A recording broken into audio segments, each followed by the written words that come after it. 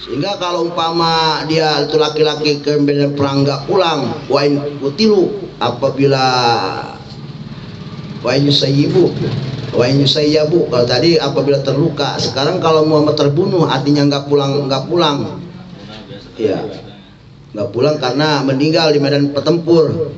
Mereka kanu ahyan inda rabbihim, dianggap masih hidup menurut Allah Subhanahu wa taala. Ini derajat yang luar biasa. Sehingga ada kisah tentang orang yang mati syahid itu seperti apa nikmatnya.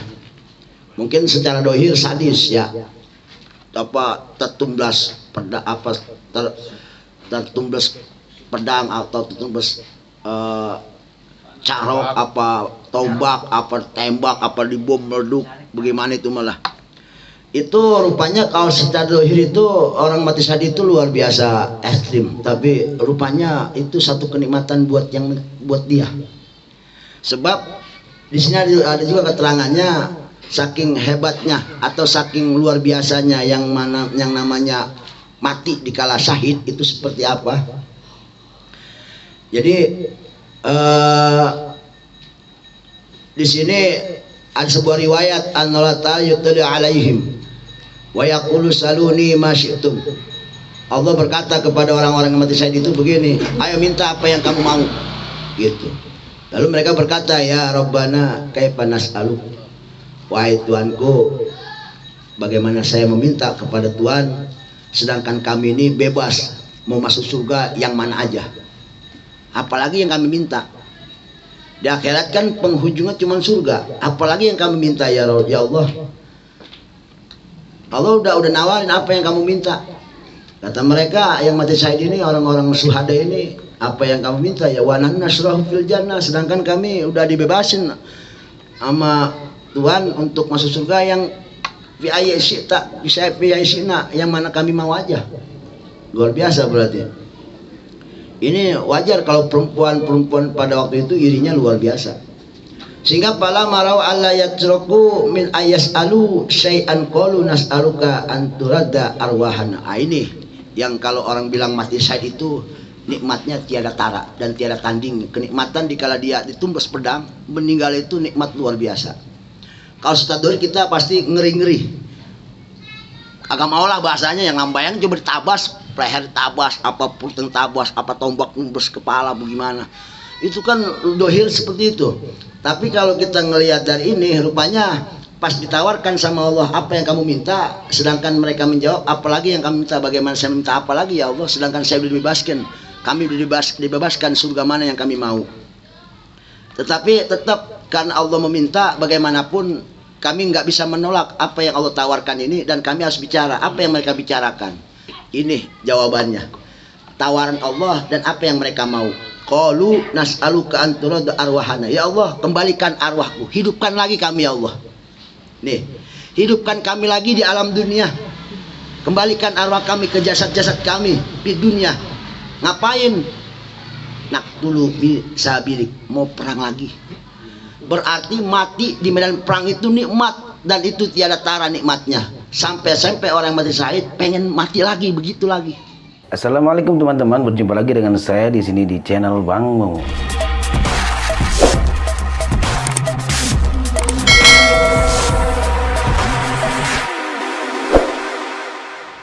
Itu orang kalau bela agama begitu luar biasa. Memang cacian menerpa, ya kan? Builian menerpa dari segala penjuru, bahkan nyawa pun bisa menjadikan taruhan. Tapi rupanya mereka semua permintaannya nggak ada lagi. Dikala Allah menawarkan apa yang kamu minta, permintaannya mereka ingin dihidupkan lagi di dunia. Ngapain? Ngopi? Bukan. Pengen perang lagi dan pengen mati lagi. Berarti di situ ada satir apa nikmatnya mati di medan tempur. Nah, kalau sekarang kita perangnya nggak memungkinkan bawa senjata. Sekarang kita perangnya menuju majlis taklim.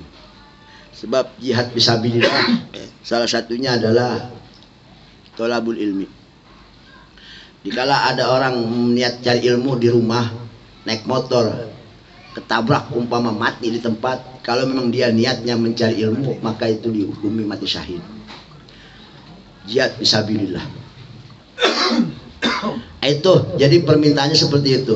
Ini sangat luar biasanya orang-orang yang mati dalam medan tempur, sampai mereka ingin mati lagi dan ingin balik lagi, hidup lagi dan ingin perang lagi. Seperti itu pengennya. Ya cuman kan hidup itu hanya sekali. Sayangnya di situ. Mungkin kalau hidup 2 kali, yang paling berhak ya ini mereka-mereka yang paling berhak hidup 2 kali. Berarti ada sebuah kenikmatan yang tiada seperti apa nikmatnya kita gak bisa bayangin. Kita hanya melihat dohirnya, ya orang tembak, orang dibunuh, dilempar tombak dan dilempar panah dan lain sebagainya. Nah, itu begitu. Dan satu lagi keutamaan orang mati syahid itu di sini, arwahus syuhada bi ajwabit tuyur khudrin taridu anharul jannah. Nanti arwah-arwah orang mati syahid itu ada di dalam dititipkan oleh seekor burung yang berwarna hijau, dan itu suka nguriling mengelilingi anharul jannah, terbang di atas sungai-sungai surga. Itu mereka membawa arwah-arwah orang mati syahid, dan burung itu memakan makanan surga. Wa ta'wi ila qanadil mu'allaqah, Tawi mungkin bahasanya sarangnya, tempatnya di mana mereka itu ada di lentera-lentera yang digantung, yang ada di naungan arasnya Allah Subhanahu wa taala. Itu suatu derajat yang luar biasa. Pantas kalau perempuan itu wananu ma'asyarnisanakum alaihim. Kata si perempuannya saking irinya, ya Rasulullah, kalau mereka semua pergi pijat fisabilillah dan pintu surga sudah menunggu, sedangkan kami di rumah ngapain? Wananu ma'asyarnisanakum, sedangkan kami wahai para kaum wanita ini nakum alaihim, ngurusin kewajiban suami, gantiin bahasanya. Ya, orang pada perang seminggu kan sawaladang, siapa yang nyamaculin kalau bukan kami? Ya Allah, kami di sini ngurusin kewajiban bil khidmah wa nuhum, dan kami menolong alamahum alaihi, atas kewajiban yang harus mereka laksanakan, karena di medan perang jadi nggak bisa. Jadi dia yang ngurusin semua urusan kepala rumah tangga, gitu maksudnya. Jadi irinya di situ, mereka enak-enakan sono pedang-pedangan, kami sini memegang sapu, begitu. Itu perempuan luar biasa, irinya akhirat, bukan iri dunia. Ya.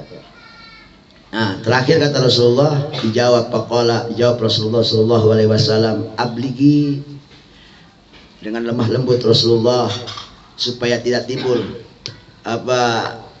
ketidakadilan tentang pahala yang begitu luar biasa. Kata Rasulullah, abligi, sampaikan wahai perempuan, man laqaiti, siapapun perempuan yang ketemui di jalan, di rumah, di surau, di majlis ta'lim, di mana kaum hawa, kau bilangin minan nisa anna ta'ata jaud, bahwasanya taat kepada suami, waqtirapan bihaqi, dan mengakui atau dia ikrar akan hak-hak daripada suaminya, ya'dil dalik, itu semua akan menandingi pahala, menyamai ratakan pahala orang yang jihad fisabilillah dengan perempuan-perempuan yang taat.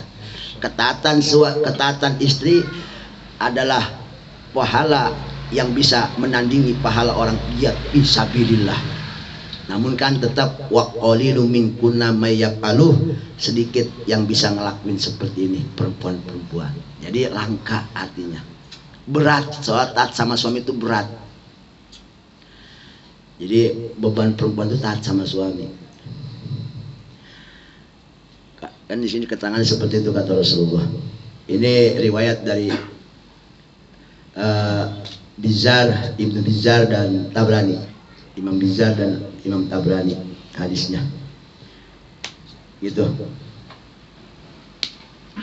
Terus ayat yang menerangkan juga surat An-Nisa, lirijali nasibum mimaktasabu walinisai nasibum mimaktasaban. An-Nisa ayat 32. Di situ ayat menerangkan laki-laki punya bagian dan perempuan juga punya bagian tentang amal yang dia lakukan semasa hidupnya. Artinya apa? Ai al-rijal sawabun, Laki-laki punya pahala yang diberikan oleh Allah bisa babi ma'amilu, dengan sebab apa yang dia lakui minal jihad, salah satunya adalah jihad fisabilillah. Lalu perempuan sama, wal nisa'i sawabun mimma iktasabun. Perempuan juga memiliki pahala diberikan oleh Allah tentang apa yang dia perbuat, min hibdil furujin, daripada menjaga dirinya, wa ta'atillah, taat sama Allah akan perintahnya, dilakukan kewajiban-kewajibannya, dan wa ta'ati azwajihinna, taat kepada suaminya. Jadi istilahnya begini, untuk menggapai anugerah sebuah ridho dari Allah, perempuan dan laki-laki pastinya berbeda, tapi pada intinya satu tujuan.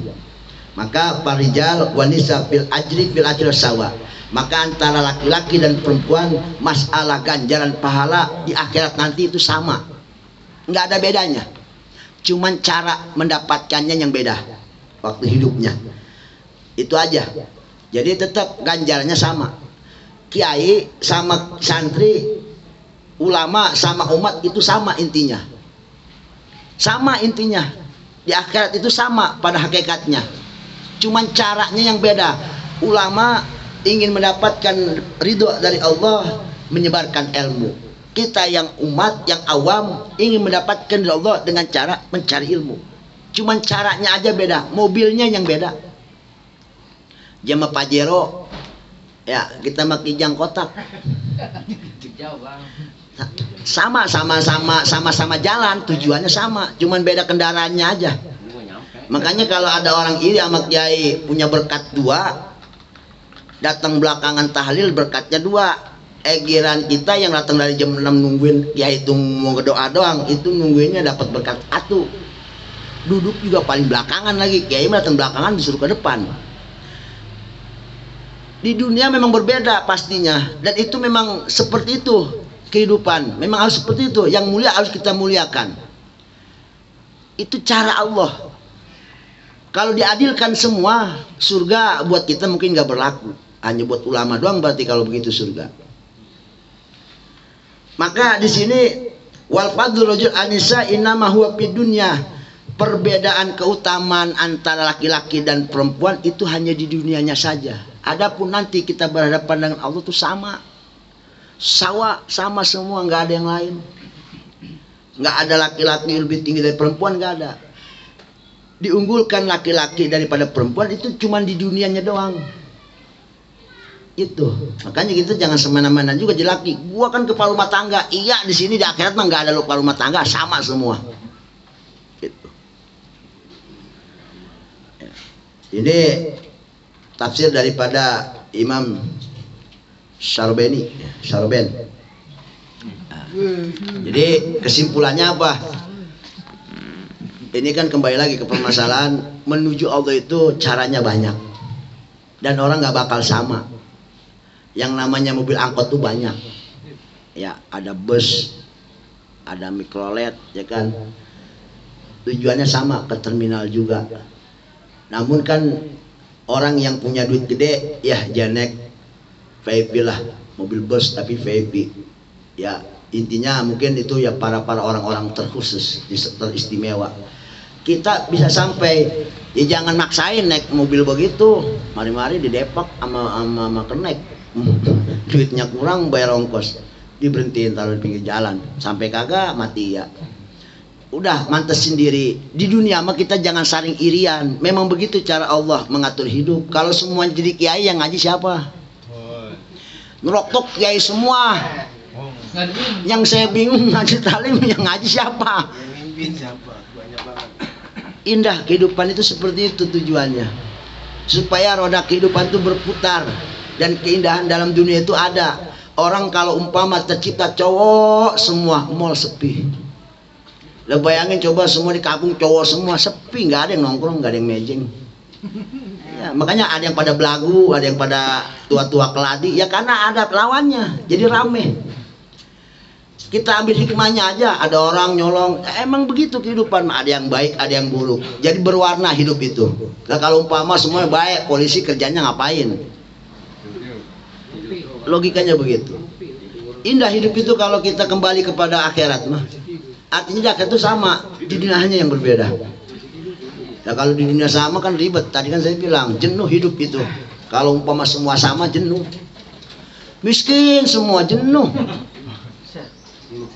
Kaya semua sama jenuh. Lah kalau kaya semua kagak ada yang belanja, ya orang kagak ada yang jualan, orang kaya semua. Indah kan jadinya, bener nggak? Jadi ramai kan hidup. Jadi ramai, ada yang dagang nggak mungkin kan tukang beras, makanya beras aja enggak, aja pengen makan tempe. Iya ngomong sama tukang tempe, tukeran. Tukang tempe makan beras, dia makan tempe. Enak jadinya. Lah kalau satu arah semua jenuh, nggak ada nikmat hidup itu, nggak berwarna. Jadi nggak indah hidup dunia itu. Jadi adanya ikhtilaf itu keindahan buat kita. Sebetulnya itu sebuah nikmat. Ikhtilaf, perbedaan manusia itu di beda-beda. Bukan kasta ya, itu beda-beda profesi, ada yang ini, ada yang jadi anu, itu biar rame, dunia itu biar rame. Biar rame. Kalau semua jadi JNE, yang diantar siapa? Ngantarnya kemana JNE semua? Paket. Indah, makanya semua kita saling menghormati. Ada orang hormatin, kenapa? Ini sebuah keindahan. Secara nggak langsung itu sebuah nikmat dari Allah buat kita. Ada yang di atas kita, ada yang di bawah kita, itu sebuah kenikmatan. Kita kebanyakan kenapa nggak dianggap nikmat? Karena kita ngeluh. Giliran yang di atas kita sakit mulu, ngeliat belanja mulu. Giliran yang di bawah kita kesel mulu, ngapain? Ngombe mulu. Hidup kan enggak? Ngombe.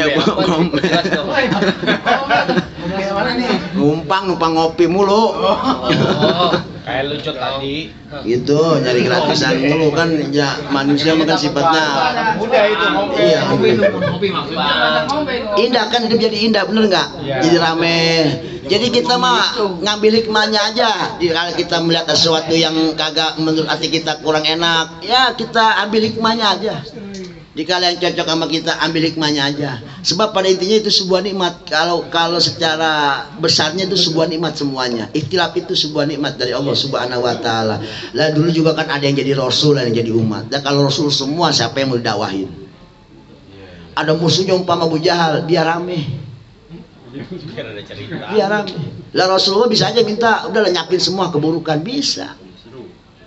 Bisa aja di dunia kalau semua pengen ngangkat tangan, ya Allah lenyapkan semua kebatilan, lenyap, baik semua. Enggak rame. Artinya kehidupan itu bisa jadi berkah, bisa jadi fitnah buat kita. Ya kalau kita ngambil hikmah jadi berkah, jadi nikmat. Tapi kalau kita ngambil dari nafsu, itu bisa jadi fitnah buat kita. Yang miskin jadi fitnah buat kita, yang kaya jadi fitnah buat kita. Jadi hidup tuh nggak enak jadinya kalau semua jadi fitnah. Jadi bagaimana supaya semua menjadikan sebuah kenikmatan? Yang enak kita lihat jadi nikmat, yang enggak enak juga jadi nikmat. Pandang akhirat. Pada intinya akhirat kita semua sama. Intinya sama-sama menuju Allah Subhanahu wa taala, tidak ada yang dibedakan nanti di akhirat mah. Apa bedanya dengan ulama dan kiai?